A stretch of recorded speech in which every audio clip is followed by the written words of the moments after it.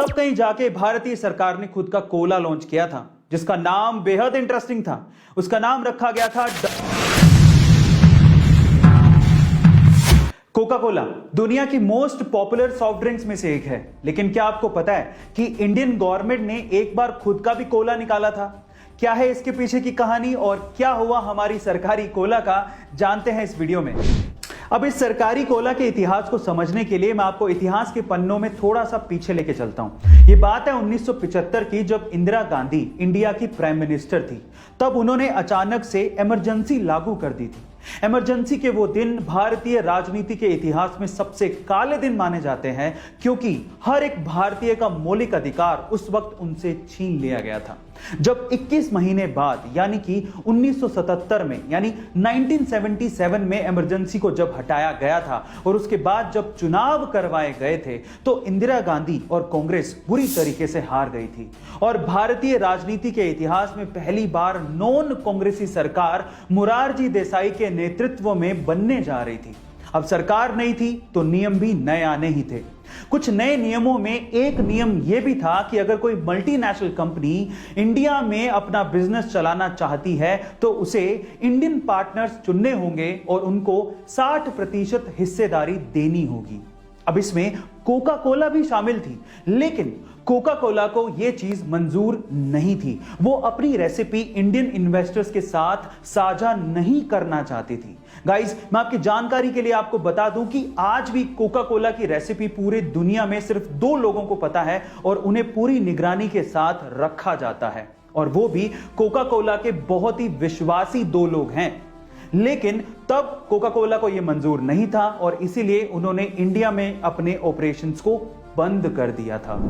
अब इस कहानी में आया असली ट्विस्ट। जब कोका कोला कंपनी ने भारतीय मार्केट को छोड़ दिया था, तब भारत की सरकार ने सोचा कि क्यों ना इतने बड़े मार्केट को हम खुद कैप्चर करें और क्यों ना अपना एक कोला लॉन्च करें।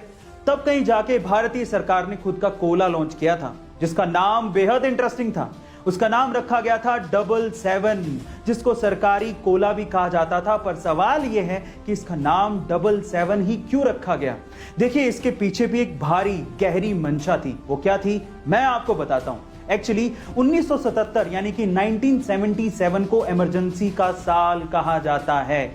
यह वो साल था जब 21 महीने बाद भारत की जनता को इमरजेंसी से आजादी मिली थी। यह वो साल था जब पहली बार भारत के इतिहास में एक नॉन कांग्रेसी सरकार बनी थी। यह वो साल था जब कांग्रेस सत्ता से बाहर हो गई थी। गाइस, तब की तत्कालीन सरकार ये चाहती थी 1977 को 77 के तौर पर हमेशा याद रखें और कांग्रेस को हमेशा सत्ता से बाहर रखें। इसी वजह से इसका नाम 77 रखा गया था। और मजे की बात यह है कि इस ड्रिंक की मैन्युफैक्चरिंग भी government owned company modern food industry ही करती थी। पर सरकारी कोला 77 का यह आइडिया इंडियन मार्केट में पूरी तरीके से फ्लॉप रहा। इंडियन मार्केट में 77 चल ही नहीं पाई, वैसे ही जैसे कि मोरारजी देसाई की सरकार नहीं चल पाई। 1979 में उनकी सरकार गिर गई और मोरारजी देसाई ने इस्तीफा दे दिया। 1980 के चुनाव जीतकर इंदिरा गांधी फिर से भारत की प्रधानमंत्री बन गई और उसके बाद आते ही उन्होंने सबसे पहले 77 कोला की मैन्युफैक्चरिंग को पूरी तरीके से बंद किया, क्योंकि उन्हें वो 1977 की हार की याद दिलाता था। Now moral of the story, 1977 की वो इमरजेंसी एक काला अध्याय था और जनता ने इसके लिए कांग्रेस को सबक भी सिखाया था। लेकिन उसी त्रासदी को अपनी ढाल बना के किसी कोल्ड ड्रिंक का नाम रख देना, यह भी शायद जनता को पसंद नहीं आया और इसका खामियाजा कहीं ना कहीं दूसरी सरकार को भी भुगतना पड़ा था। इसीलिए कहते हैं अपनी सोच सही रखना बेहद जरूरी है, और इस पे यह कहावत बिल्कुल सटीक बैठती है। अच्छी सोच लिए परिंदा आसमान तक जाता है, सोच डुबाई अगर तो सीधा औंधे मुंह जमीन पर आता है। इसलिए अपनी सोच को ठीक रखिए और आगे बढ़ते रहिए। ये वीडियो आपको कैसा लगा बताइएगा जरूर। मिलते हैं।